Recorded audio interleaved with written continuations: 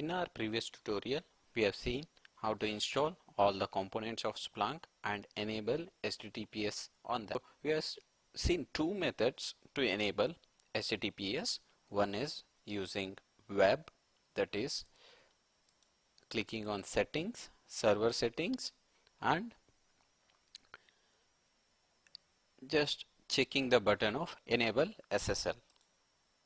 It will be under general settings, enable SSL. That is first part. The second part we saw was by editing configuration file, that is web.conf under system local by setting enable Splunk web SSL to true. So that was the two methods we saw. If you found some of them were too difficult or it was too easy, there is one more easiest option to enable Splunk SSL, that is using Splunk CLI. To invoke Splunk CLI, you need to call the Splunk utility, that is the same utility that we called for starting, stopping or restarting Splunk service. This is our AV forwarder, which as you can see still runs on HTTP. So still it is running on HTTP. This is our third method in enabling SSL.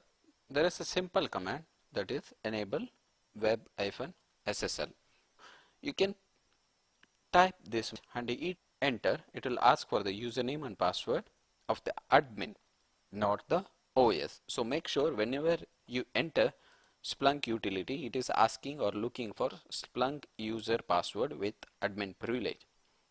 I'll enter my Splunk admin user and password.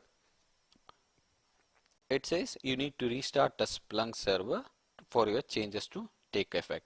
Of course, we saw either by using configuration edit or Splunk GUI, we restarted it to take it effect. Now we used Splunk CLI command to enable web SSL configuration, and it popped up with the prompt saying you need to restart your Splunk service. Let's go ahead and restart the Splunk service.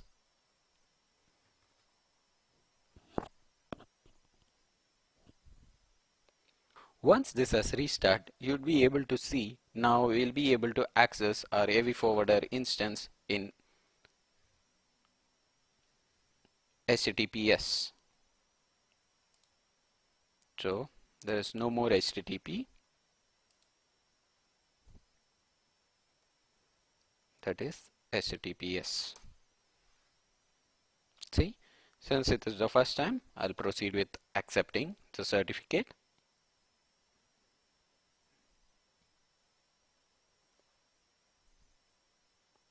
Now we have seen three methods of enabling HTTPS. One, via your Splunk web. Two, via editing configuration. Three, the most easiest one, Splunk CLI.